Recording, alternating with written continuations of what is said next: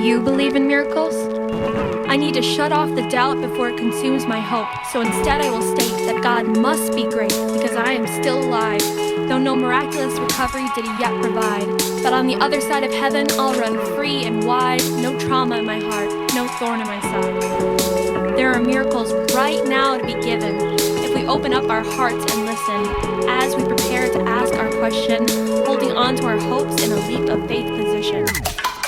Do you believe in miracles?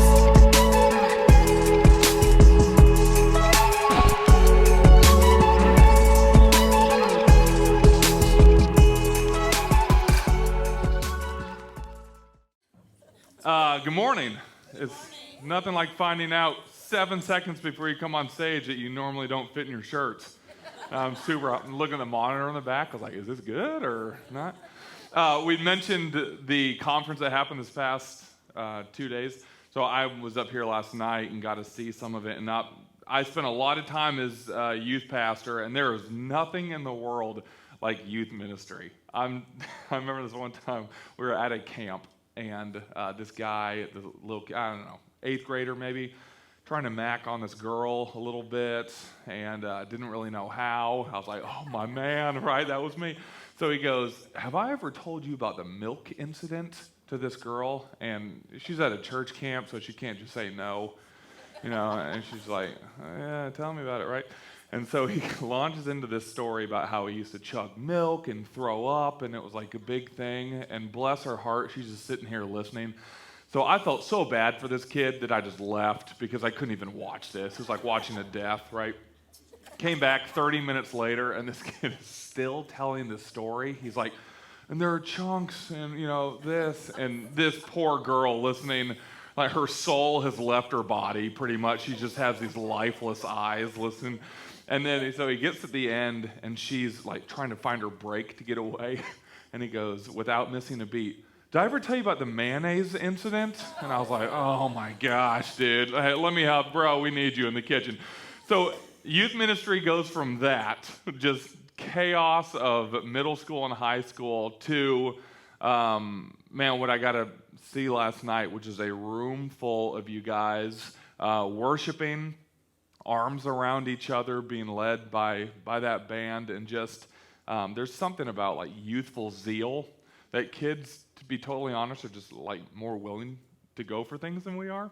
We're adults that are jaded, right? We've been beaten down by the world, and so to see a bunch of believing the world is my oyster youth that are kind of leading our church in authenticity and courage, I was like, I'm for that. And so I want to thank you guys, the band here, for being a part of that, and to let you guys know that is what's happening. That is what's happening inside of our community. It is not just here on Sunday. It's everything Donnie mentioned. It is our youth. It is our legacy component. And so God continues to move with Shoreline. We are in the middle of this series. This is week 3 of a series called When Pigs Fly. Do you believe in miracles? Answering a few important questions. Here are the questions. Does God still do miracles? Will God do a miracle in your life? What do you need to do to be a part of a miracle? Is there a part that we play? Is it all we just hold our breath and wait for God to move? Does he require something from us? What does that look like? And so this has been this journey of us exploring the miraculous and our role in the miraculous. If you were here week 1, we started with a message called Humble Beginnings. And essentially what we said, what God needs as a platform to do miracles ultimately is our humility. That's simply it. It is for us to say, hey, we don't want credit. We don't want to boast. We don't want to boost ourselves up as an exaggerated version of ourselves. In fact, we need to embrace who we truly are. And when we do that, God will show up and do miracles, because God's miracles are always for relationship.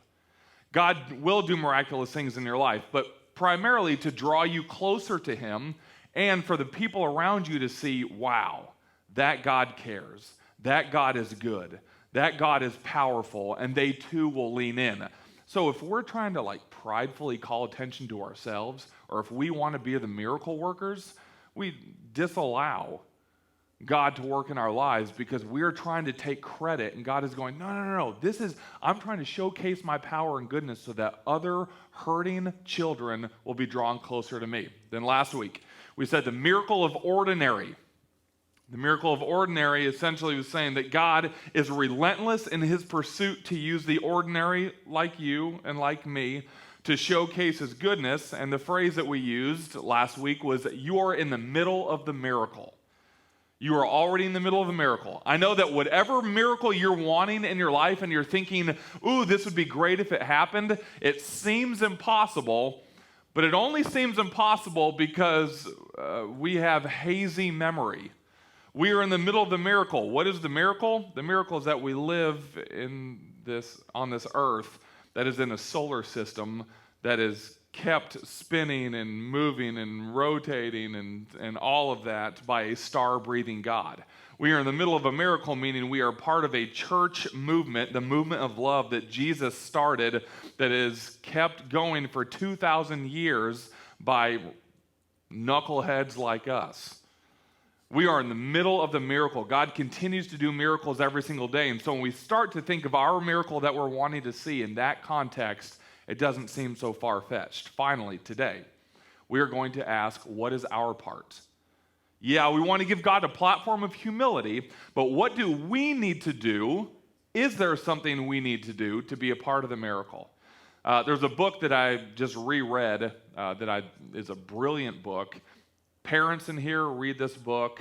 If you have any sort of leadership in your job, read this book. It's called The Power of Moments.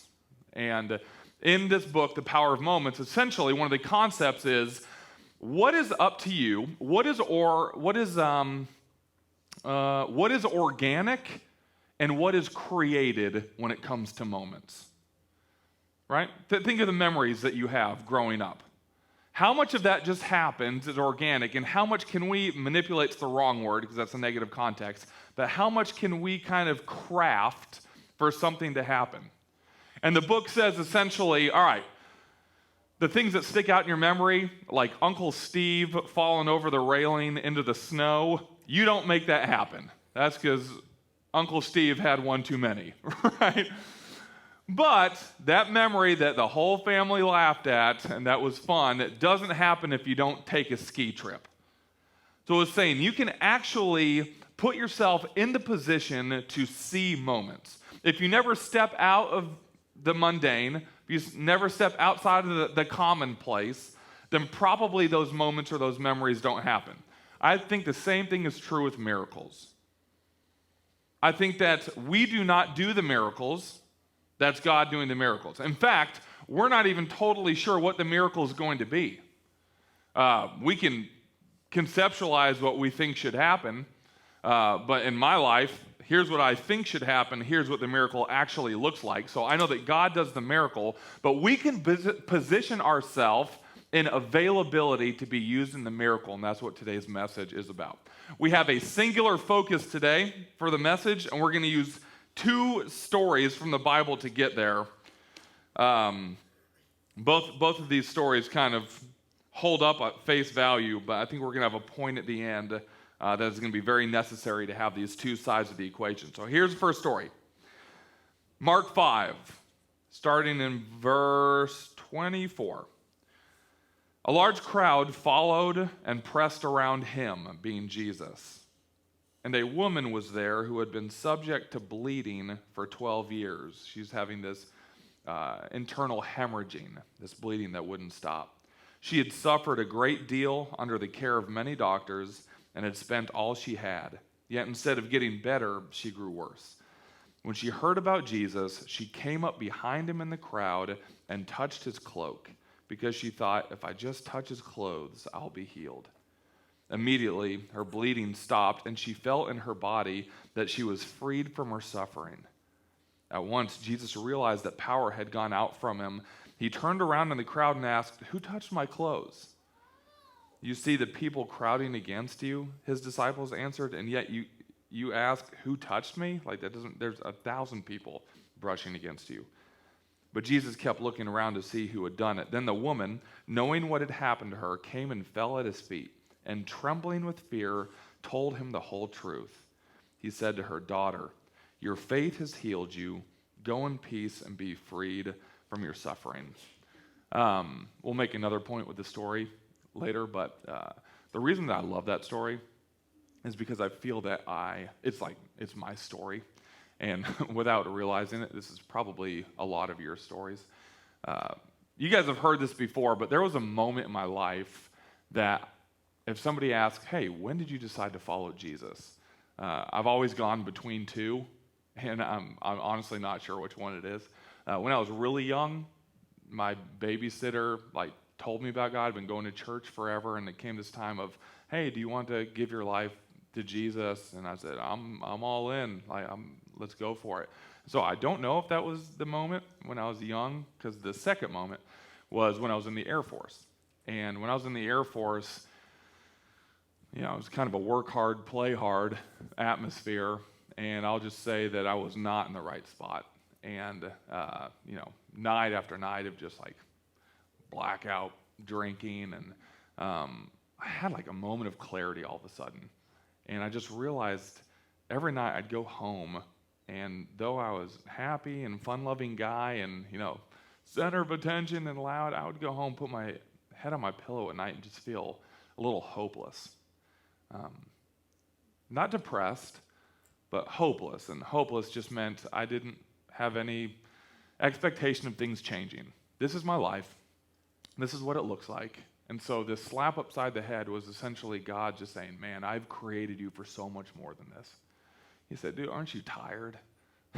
Aren't you tired with this?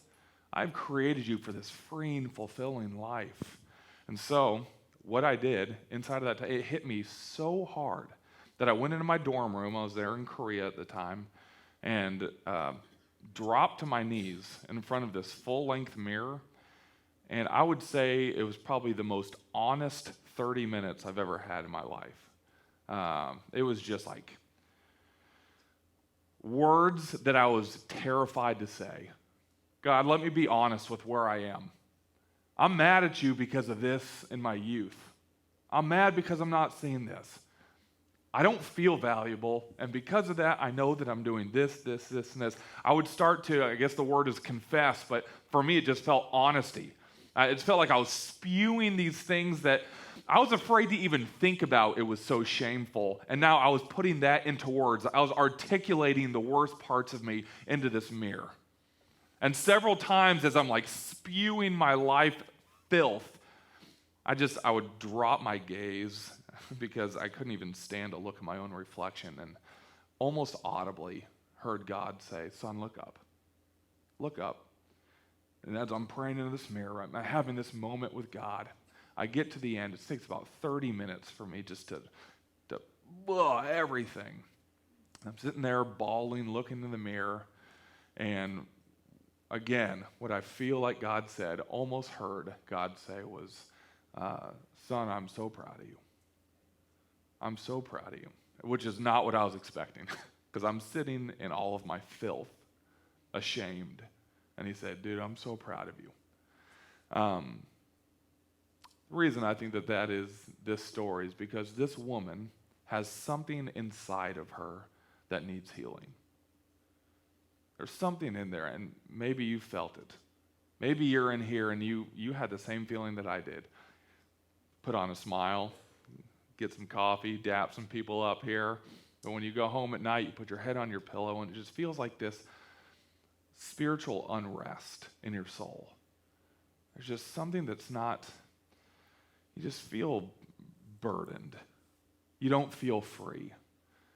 And this woman, what it says is she went to everything, every doctor, everything the world had to offer to try to fix this feeling of what it was, and it only made it worse. And I said, I get it. That's my story. I did everything to try to fill that feeling of you're not valuable, to try to be validated by anything, and it only made it worse. Until finally there was a moment in this woman's life where she realized that she could no longer just be a spectator, that she actually had to do something intentionally. So you'll notice in the story, 100 people are brushing Jesus, And then he goes, somebody touched me. And they go, what are you talking about? That 100 people are touching you. And he goes, no. 100 people are brushing by me. Only one is reaching out for me. The reaching out is the intent. Now, growing up, I've been to 1,000 church services, heard 1,000 sermons. But the moment of me on my knees in my dorm room was me reaching out and saying, I can't take another moment being like this.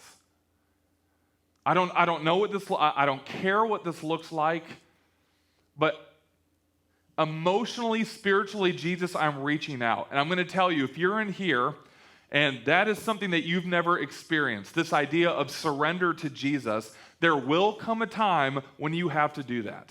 I don't know what it looks like for you. Maybe it's on your knees in your dorm room.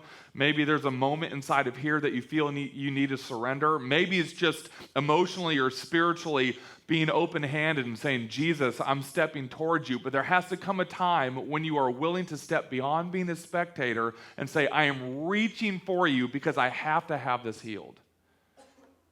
And when you do, and when it feels like this forfeiture of your desires and your comfort, forfeiture of your status, forfeiture of your control, then I promise you that God is going to whisper the same thing to you as he did to me. And it's not what took you so long. It's I'm proud of you. I am here as your father. Second story that we're going to look at takes place in 585 BC, 585 years before the life of Jesus. And King Nebuchadnezzar, like the worst name ever to have, right? Put that on a jersey and wear it. But King Nebuchadnezzar, which not just in the Bible, but all over history books, essentially he comes into Jerusalem, takes the Jews into captivity, and what he does, which is very crafty, to take over the area, is he's going to use some of the elite Jews, the higher profile, higher status Jews, to be kind of the mind control people of the region. So if you have high status, if you're elite, he would take you in, kind of wine and dine you. In fact, he would give you money and power and say, hey, listen, I'm going to make some decrees here, and I want you guys to play ball with me. Okay, if you hear that you need to do something, do it. Convince your buddies to do it too. And so the decrees that he made, King Nebuchadnezzar, because he's a narcissist, and narcissists are manipulative, he would make these decrees just because he wanted people to follow his orders. And one of the things was he built this massive statue, this golden statue, 90 feet tall. And his decree, essentially, was when you hear music, anytime you're in the kingdom, I want you to bow down and worship this. And I'm sure in his mind, he thought every time that they're bowing down and worshiping, essentially, that is their submission to me as a king. Well, the three guys in the story, Shadrach, Meshach, and Abednego, which is not their original names. Those are names given by this new reign because their original names, by the way, were all like, praise be to God. I can't remember the second one, but something cool like that. The names that they changed to, Shadrach, Meshach, and Abednego, all have to do with worshiping the moon god and praise be to the stars, okay? So they rename them, these guys, and Shadrach, Meshach, and Abednego is like, nothing we can do about that. You want to rename us? Whatever. They go, now you will bow down to this god, to this image, to this statue, and they say, that's where we draw the line. We will not. And so I don't know if it was like this huge decree, like, we're not going to do this, or if they just did, I don't know which one, but it was enough of a thing that people noticed that they weren't doing it. So the astrologers of the time in that, because the religious system had been taken over by this let's worship the moon god, now the astrologers become the top dogs, like the high priests. The astrologers notice that Shadrach, Meshach, and Abednego are not bowing down, and they take it to King Nebuchadnezzar. And they say, King, probably whinier than that, right? If you're an astrologer, King, they're not bowing down, right? Just super frustrated. So King Nebuchadnezzar, here's his reaction. Daniel 3, verse 13. Furious with rage, Nebuchadnezzar summoned Shadrach, Meshach, and Abednego. So these men were brought before the king. And Nebuchadnezzar said to them, now listen, This probably wasn't a, what are you doing? This probably, come on, guys, right? Shadrach, Meshach, and Abednego actually were some of the elitist members, and so they were given power. He's like, dude, we talked about this, right? Is it true, guys, that you do not serve my gods or worship the image of gold I've set up? Now, we've been over this, right? Here we go. If you need a refresher, when you hear the sound of the horn, flute, zither, lyre, harp, pipe, and all kinds of music, if you're ready to fall down and worship the image I made, very good. But dude, if you don't worship it, you're going to be thrown immediately into a blazing furnace. You don't want that, right? That tends to put a kink in your weekend. Then what God will be able to rescue you from my hand? Shadrach, Meshach, and Abednego replied to him, King Nebuchadnezzar, we do not need to defend ourselves before you in this matter.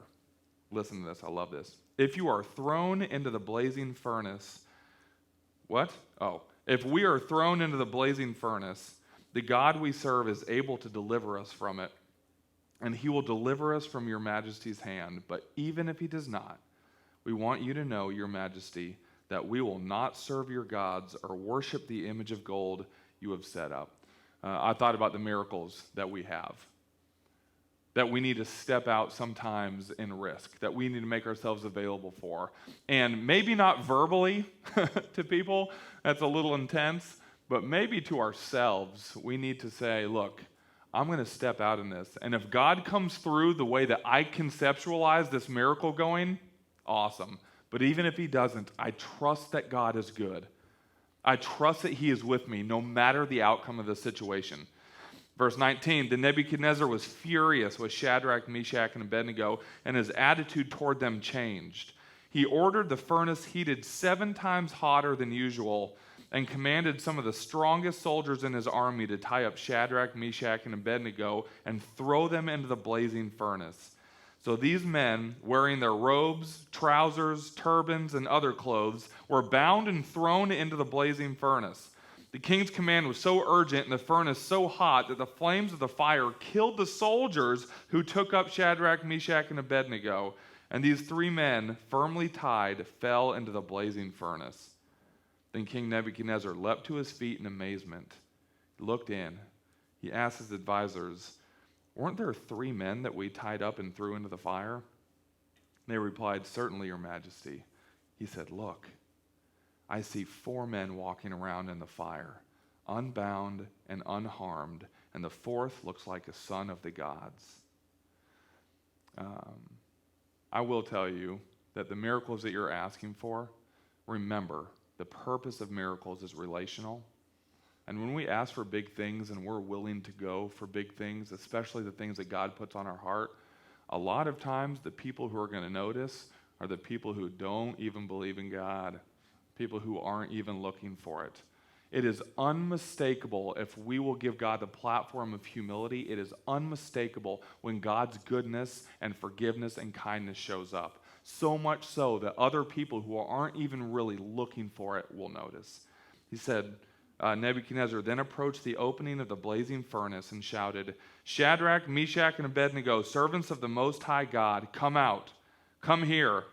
So Shadrach, Meshach, and Abednego came out of the fire, and the satraps, who cares, prefects, governors, and royal advisors crowded around them. They saw that the fire had not harmed their bodies, nor was a hair of their heads singed. Their robes were not scorched, and there was no smell of fire on them. Then Nebuchadnezzar said, praise be to the God of Shadrach, Meshach, and Abednego, who has sent his angel and rescued his servants. They trusted in him and defied the king's command and were willing to give up their lives rather than serve or worship any god except their own God. Therefore I decree, this is this king, I decree that the people of any nation or language who say anything against the God of Shadrach, Meshach, and Abednego be cut into pieces and their houses be turned into piles of rubble, for no other God can save in this way. Nebuchadnezzar's a 0 to 60 guy, isn't he? Good night. Okay. Here's why the 2 stories today. First, we have the woman with the issue of blood. And then we have Shadrach, Meshach, and Abednego. And I think that the 2 stories actually help frame a mindset that we might have without realizing it.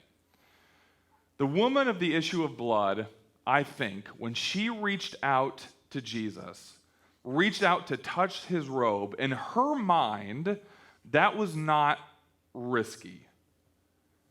In her mind, that was desperation. Okay?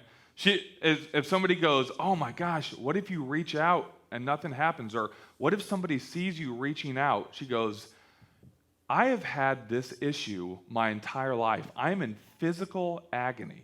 Not only that, but in Leviticus, because of these laws that they had, somebody who would have this hemorrhaging of blood would be declared ceremonially unclean. Easy for me to say.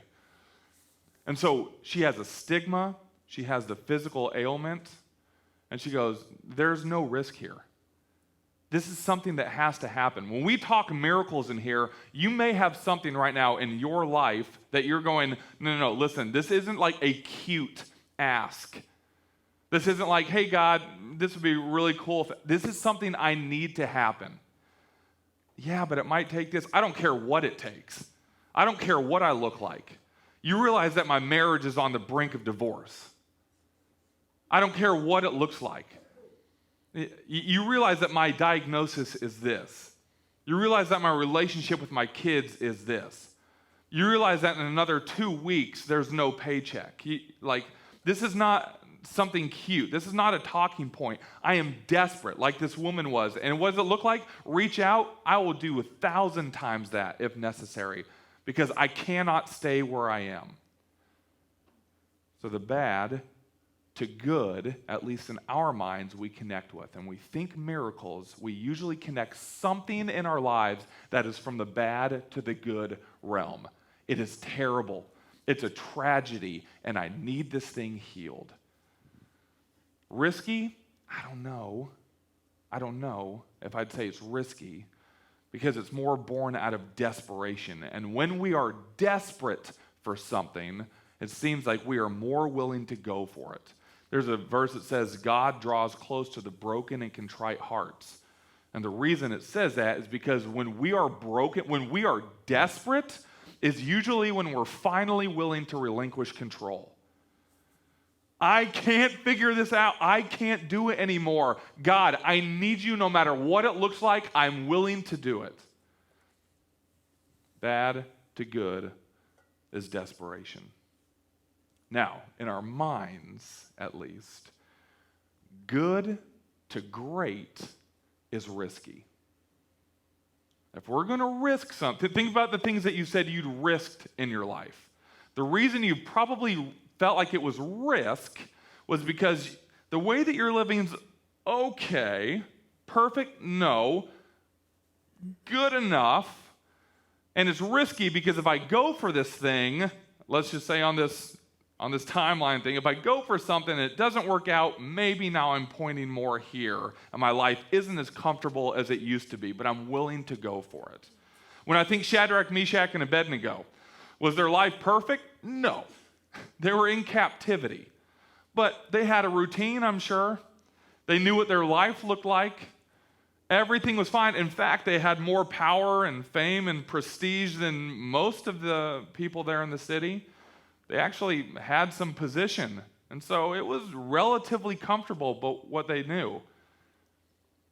So here's our new mindset.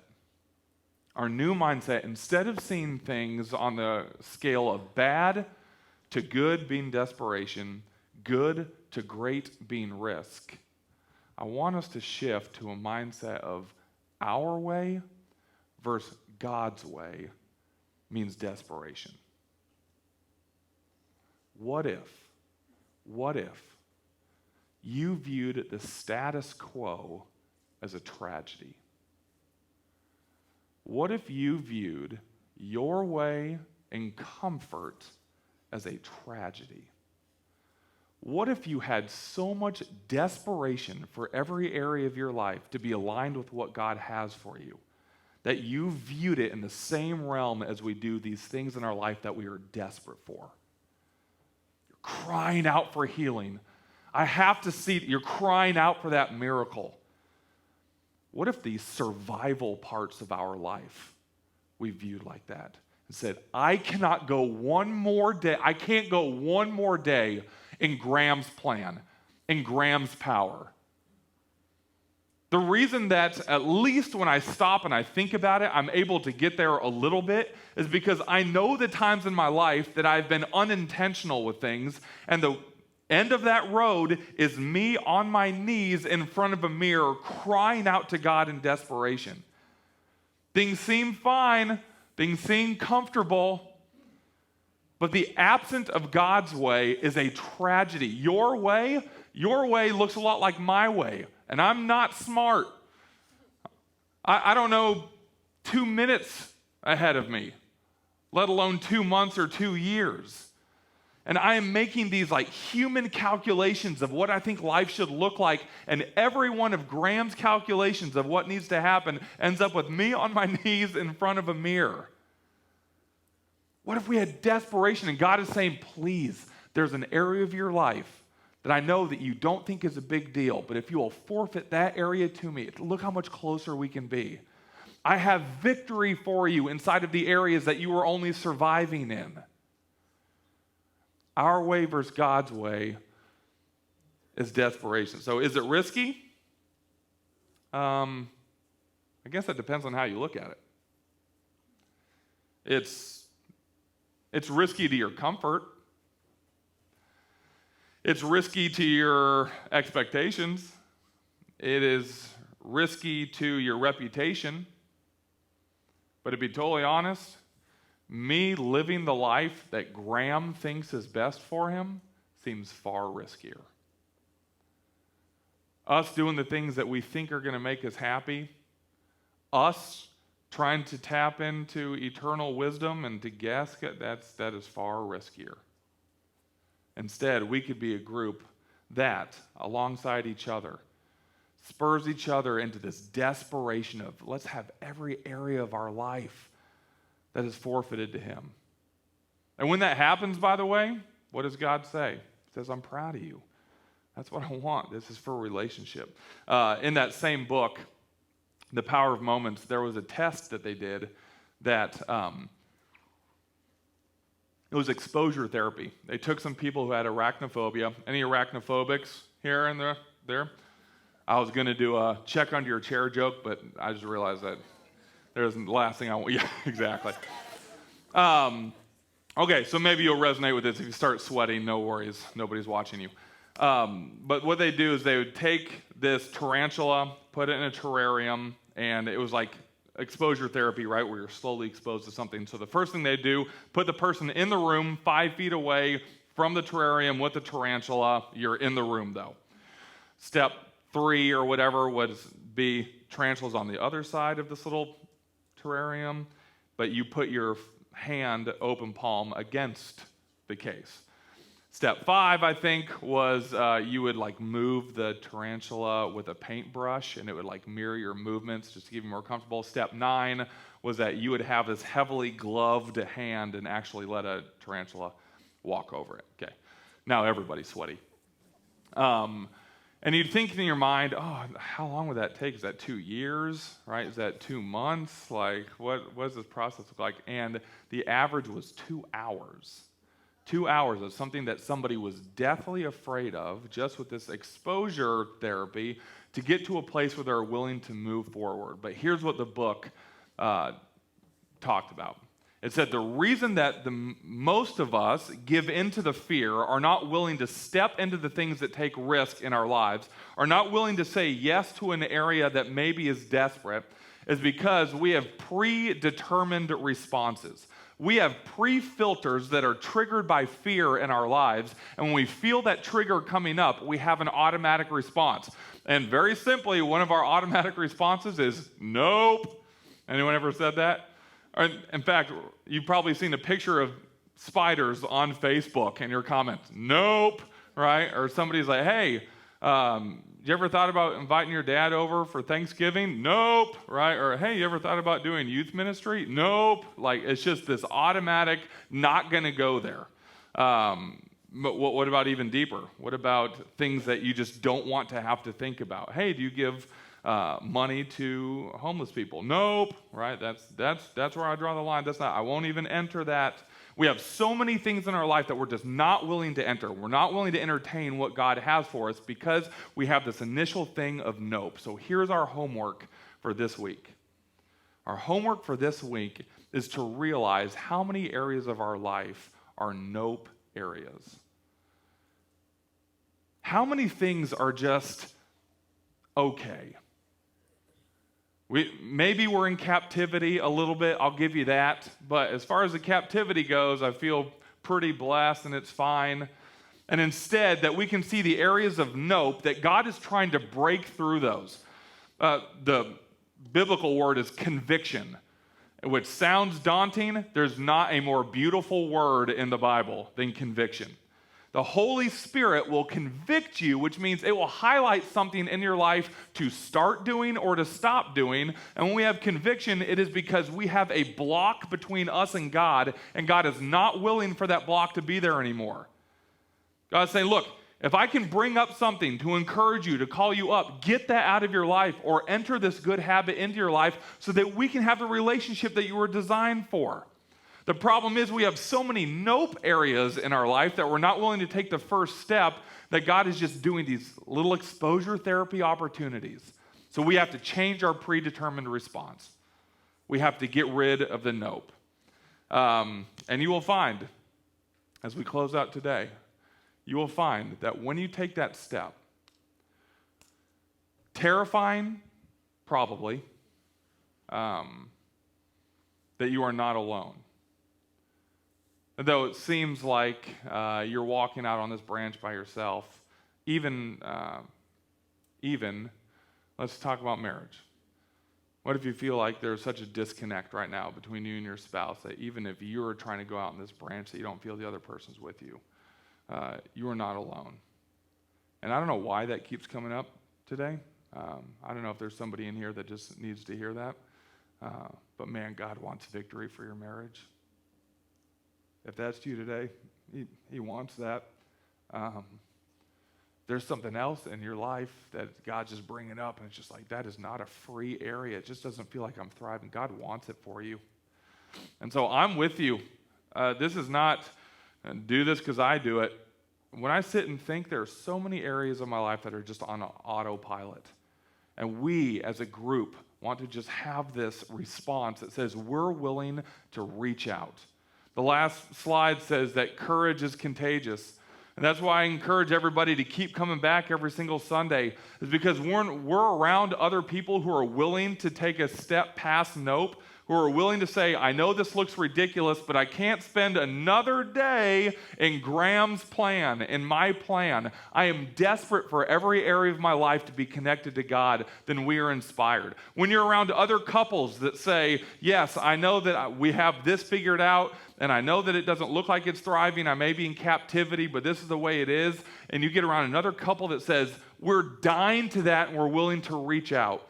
When you're around men, other men that says, you know what, I know that this is what society says is okay or acceptable, but you know what, we want to be ones who serve well and who love well and who live an inspiring life. Women, when you get around other women who are going through the same thing as you and they say, we're not going to be okay staying in the same spot, then we find that we are a culture that perpetuates risk in the most beautiful way.